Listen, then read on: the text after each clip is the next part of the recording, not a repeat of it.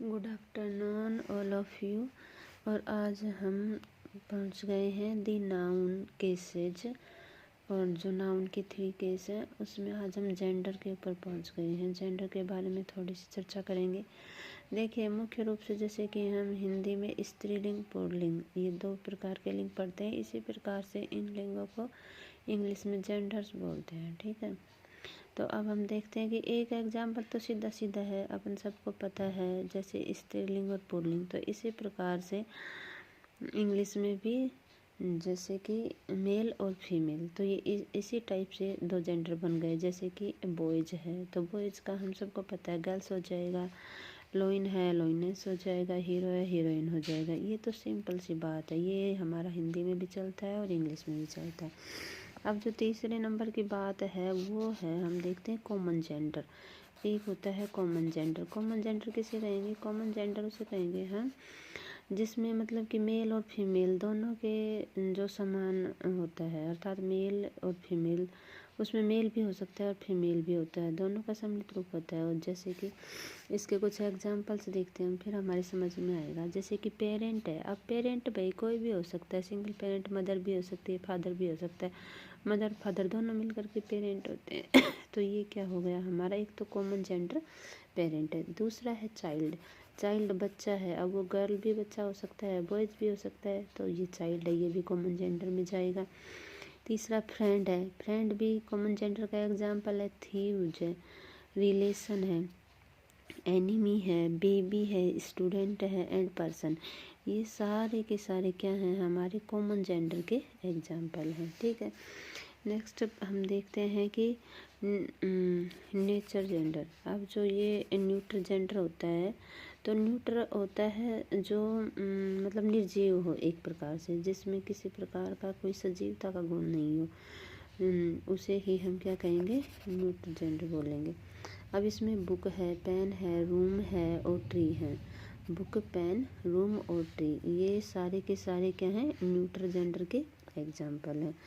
अब दूसरा एक और एग्जाम्पल लेकर के हम देखते हैं पर्सोनिफाइड, अर्थात कुछ ऐसी चीज़ें होती हैं जो निर्जीव होती हैं और उनको, अर्थात लाइफ लेस पर्सोनिफाइड जो थिंग्स होती हैं उनको हम किस प्रकार से डिफाइन कर सकते हैं। तो अब जो पर्सोनिफाइड थिंग्स होती हैं जो स्ट्रेंथ और वोलेंस की जो प्रतीक होती हैं, अर्थात जो अपने आप में शक्तिशाली और हिंसक रूप या हिंसा का जो रूप जिनसे हमें इंगित या जिसके बारे में जानकारी प्रतीत होती है, तो वो रहेंगे, जितने भी रहेंगे उन सब को हम मेल जेंडर के अंतर्गत काउंट करेंगे। किस में करेंगे? मेल जेंडर में।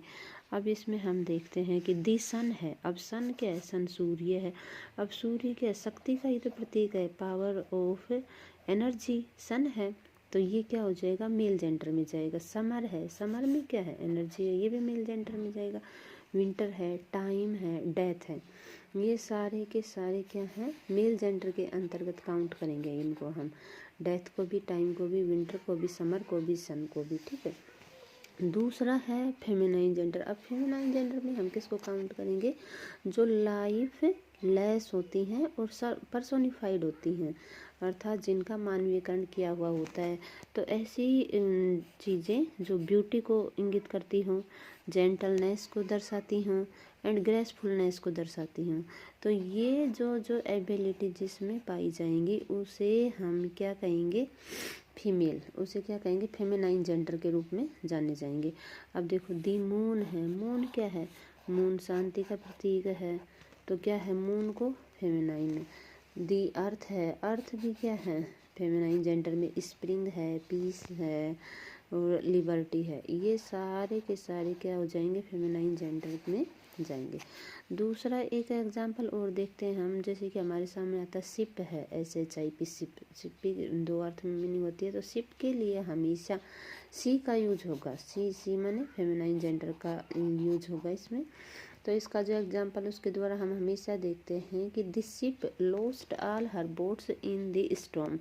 शिप के लिए यहाँ पर हर का यूज हुआ है कि उस शिप ने, उस जहाज ने स्टॉर्म तूफान में अपने सारे बोट्स, सारे नाव जो हैं वो क्या कर दिए, खो दिए या नष्ट करवा दिए, कुछ भी ऐसा हो। तो यहाँ पर जो शिप है इसके लिए हर का यूज हुआ है। अब हर का यूज हुआ है तो हमें सीधा सीधा समझ में आ रहा है कि क्या हो जाएगा, फेमिनाइन जेंडर में जाएगा। तो ये इस प्रकार से हमने एक नाउन केस का जो जेंडर है वो कंप्लीट किया है। और बाकी के भी जो नाउन के बाकी के 2 केसेज जो रह रहे हैं उनको भी हम इसी प्रकार से कंप्लीट करेंगे। Take care, thank you, bye bye.